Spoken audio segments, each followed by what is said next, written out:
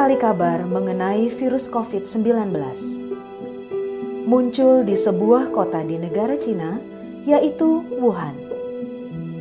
Kota Jakarta, kota yang padat penduduk dan kehidupan yang selalu sibuk, belum merasakan adanya dampak dari virus COVID-19. Pulau Bali, sebagai destinasi wisata Indonesia yang selalu penuh dengan turis asing, merupakan tempat pertama di Indonesia yang mulai merasakan adanya dampak dari virus COVID-19 ini. Pada tanggal 2 Maret, Presiden Jokowi mengumumkan bahwa 2 orang Indonesia telah positif terjangkit virus COVID-19. Semakin hari, semakin banyak jumlah penderita yang dinyatakan positif terjangkit virus COVID-19. Kota mulai lengang, semua dilakukan dari rumah, pekerjaan, sekolah, dan juga ibadah. PT Victoria Care Indonesia pun tak luput dari goncangan yang telah menimpa seluruh negeri kita tercinta, Indonesia.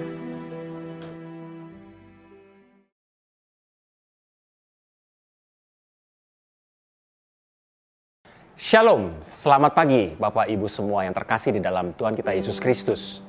Hari ini saya bersama dengan Bapak Billy Hartono Salim. Beliau adalah CEO dan juga founder dari PT Victoria Care Indonesia.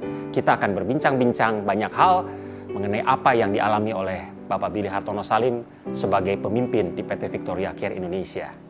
Apa yang ada dalam pemikiran Bapak Billy Hartono Salim sebagai pemimpin perusahaan? Tentunya kita ingin tahu hari ini langkah-langkah apa atau apa yang dipikirkan oleh beliau ketika mengetahui bahwa Indonesia pun terkena dampak dari virus COVID-19. Untuk itu, mari kita ikuti perbincangannya hari ini. Shalom, selamat pagi Pak Billy. Salam sehat Pak, apa kabar Pak? Terima kasih, shalom juga Sumardi, apa kabar juga? Baik Pak, terima kasih Pak untuk waktu yang disediakan untuk kita bisa berbicara mengenai banyak hal Pak hari ini Pak. Sebagai pimpinan perusahaan Pak, dengan adanya dampak virus COVID-19 ini, apa yang ada dalam pemikiran Bapak ketika mendengar bahwa Indonesia sudah terkena COVID-19 Pak? Yang pertama-tama saya berpikir adalah soal total karyawan saya. Sumber daya manusia kita di perusahaan Victoria Care Indonesia ini kan sejumlah 2.750 orang. Kalau ditambahkan dengan keluarga mereka mungkin bisa sampai ke angka 7.000, 8.000 orang. Itu adalah hal yang paling penting bagi saya, bagaimana untuk terus eksis perusahaan ini bisa memberikan kontribusi kepada semua karyawan saya supaya tetap mereka bisa hidup secara normal. Sambil tetap melakukan kesibukan saya yang sehari-hari, saya terus berpikir bagaimana supaya gaji karyawan bisa tetap terbayar tepat waktu. Bagaimana caranya supaya saya bisa mempertahankan karyawan saya supaya tetap bisa bekerja. Sebagai orang yang percaya, saya membawa kecemasan saya ini dalam doa. Sampai suatu saat saya terima kabar dari bagian ekspor kami bahwa produk hand sanitizer yang sudah kita siapkan untuk ekspor ternyata dibatalkan oleh calon buyer kami.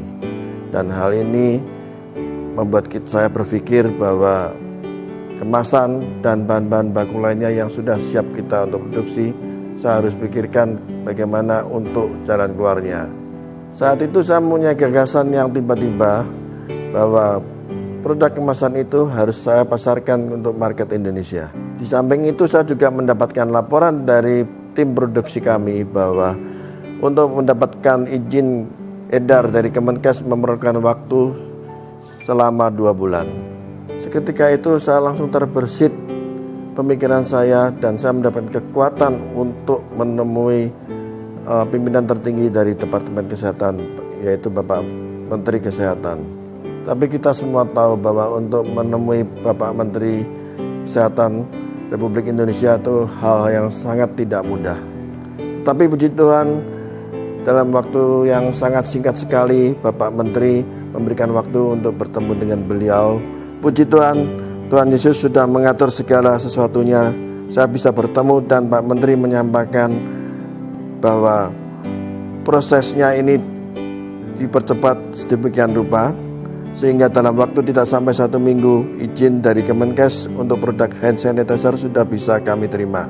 Sekali lagi Tuhan Yesus menolong saya dalam hal saya memimpin tim perusahaan saya untuk memproduksi hand sanitizer ini. Saat itu saya sedang bertelepon dengan kakak ipar saya yang tinggal di Hong Kong. Dan kebetulan di Hong Kong juga mengalami hal yang sama, di mana di daerah Hong Kong juga mengalami pandemi COVID ini. Dia mengatakan pada saat ini orang makan di restoran tidak lagi bisa menyebutkan mau menu apa yang kami inginkan. Tetapi menu yang saat itu hanya tersedia di restoran, itu yang harus kami pesan dan makan. Dengan hasil pembicaraan saya dengan kakak ipar tadi, saya mendapatkan gambaran bahwa dalam situasi yang sulit ini, kita akan sulit mendapatkan juga kemasan yang kita inginkan dengan ideal. Puji Tuhan, di pertengahan Maret akhirnya kita berhasil memproduksi produk hand sanitizer dengan brand Herbaris yang sangat kita banggakan. Semua suplai kemasan dan bahan baku masuk sesuai kebutuhan kami. Saya menggerakkan seluruh tim, baik itu di produk development, purchasing, pabrik, marketing, dan sales untuk bekerja yang cepat sesuai dengan bidangnya masing-masing. Di tengah produksi kami yang belum bisa maksimal, saya melihat bahwa keberadaan produk hand sanitizer ini sangat dibutuhkan oleh pemerintah untuk mensupport para tenaga medis yang memang sangat memerlukan produk ini guna membantu mencegah penularan COVID-19 ini. Dalam keterbatasan hasil produksi kami di awal-awal produksi, saya mengambil keputusan untuk mendistribusikan produk hand sanitizer sebanyak 5.000 liter ke Pemprov Jateng. Karena merupakan bagian dan janji iman saya bahwa saya memproduksi produk ini tidak hanya bertujuan mencari profit semata, tetapi saya ingin turut serta dalam membantu pemerintah dalam mencegah penyebaran virus COVID ini. Sales pada bulan Maret ini telah kami lalui, dan luar biasa sekali bahwa pencapaian target sales ini di tengah-tengah kelesuan yang menimpa negara kita, produk-produk penjualan dari produk existing drop sampai 30%. Tetapi secara total keseluruhan target kami bahkan melebihi sehingga mencapai angka 130%. Tuhan Yesus menjawab kegelisahan saya, kekhawatiran saya.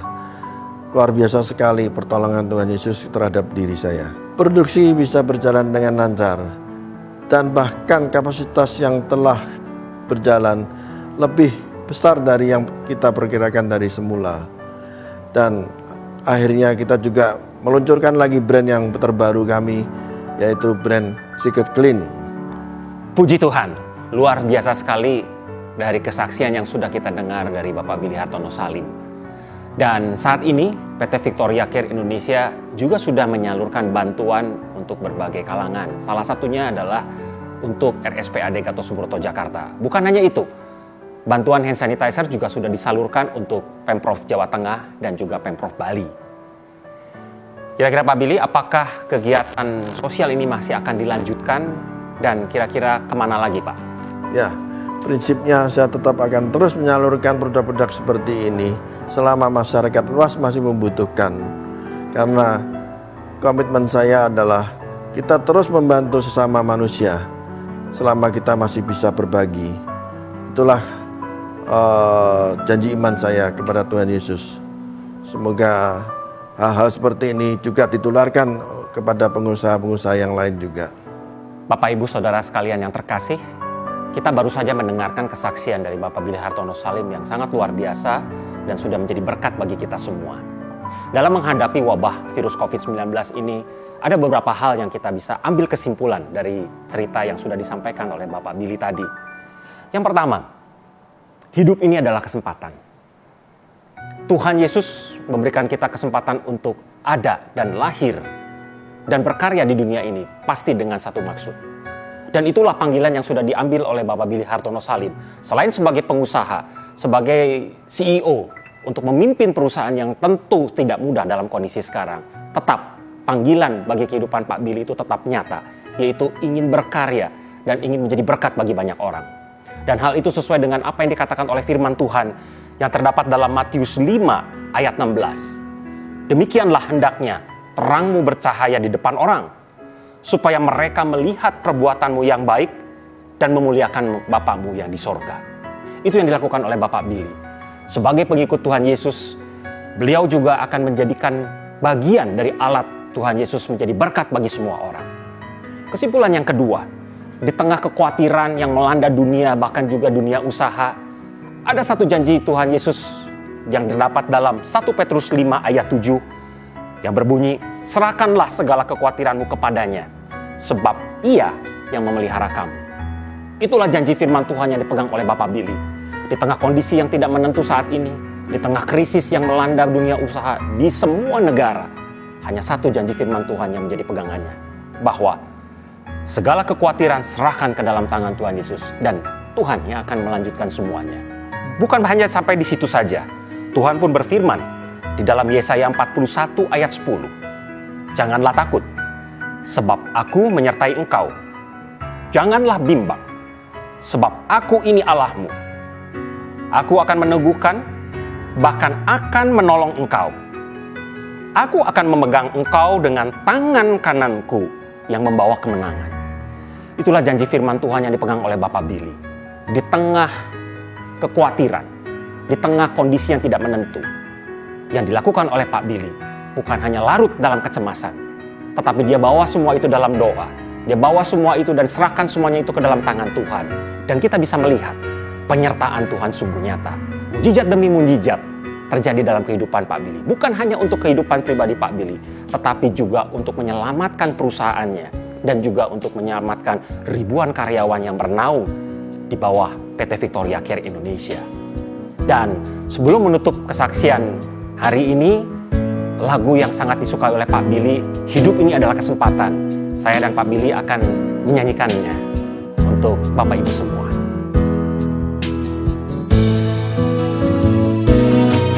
Hidup ini adalah kesempatan.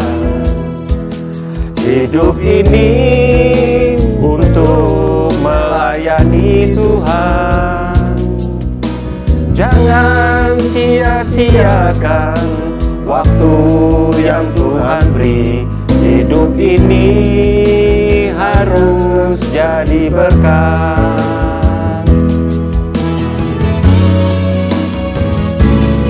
Oh Tuhan, pakailah hidupku selagi aku masih kuat.